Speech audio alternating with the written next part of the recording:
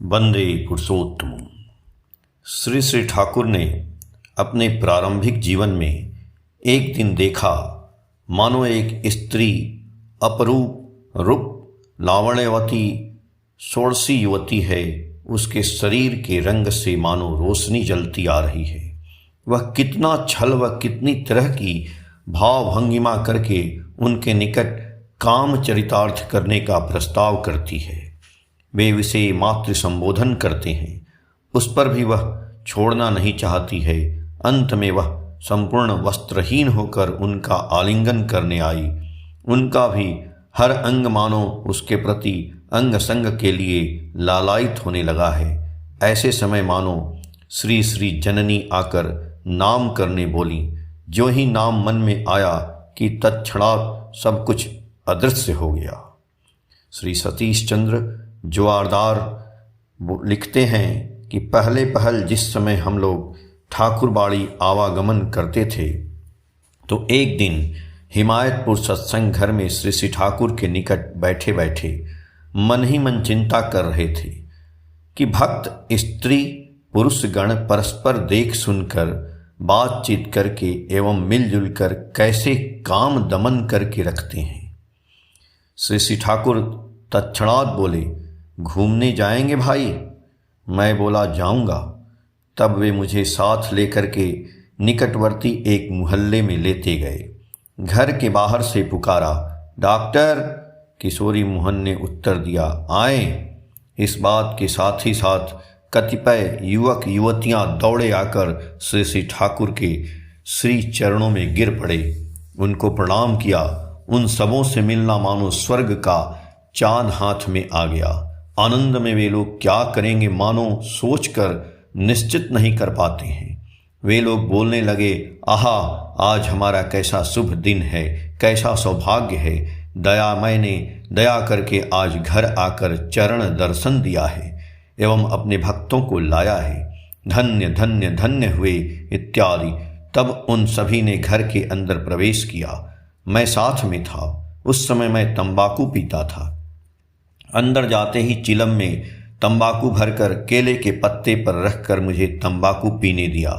श्री श्री ठाकुर के आदेश से मैंने धूम्रपान करना आरंभ किया। वे लोग श्री श्री ठाकुर को पाकर मानो सचमुच ही भगवान पा गए। उनको लेकर पाकर क्या करेंगे, कहाँ रखेंगे, समझ नहीं पाते हैं। भक्ति में गदगद हैं, भाव में विभोर हैं। उनको स्कंध पर बैठाकर नृत्य करने लगे। पल भर में सभी मिलकर फुल्ल कुसुम माल्य बनाकर श्री श्री ठाकुर ने किशोरी मोहन व मेरे गले में उस पुष्पमाला से सुसज्जित किया। पुरुष लोग मुझे गोद में उठा करके दयामय का भक्त मिला है कहते हुए नृत्य करते करते कहते, लो ठाकुर का भक्त पाकर धन्य हो जाओ। ऐसा कहकर उन प्रत्येक युवती के गोद में बैठाने लगे। युवतियां भी मानो आनंदित व धन्य बोध करने लगीं।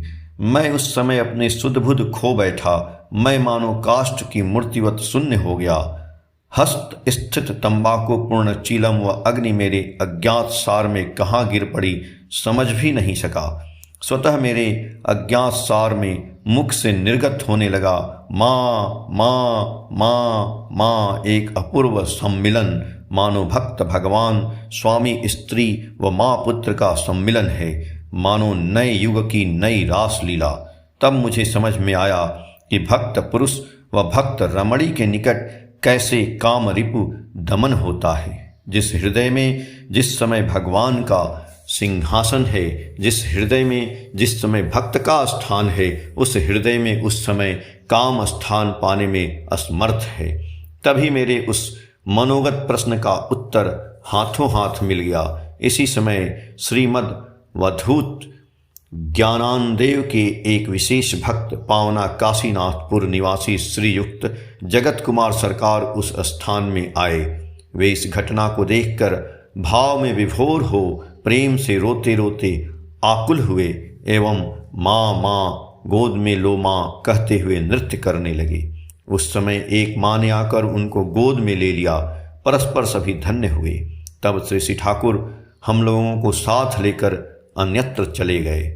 पथ में बोले, धिक्कार है हमारे ब्राह्मणत्व में। ये लोग ही वस्तुतः ब्राह्मण हैं।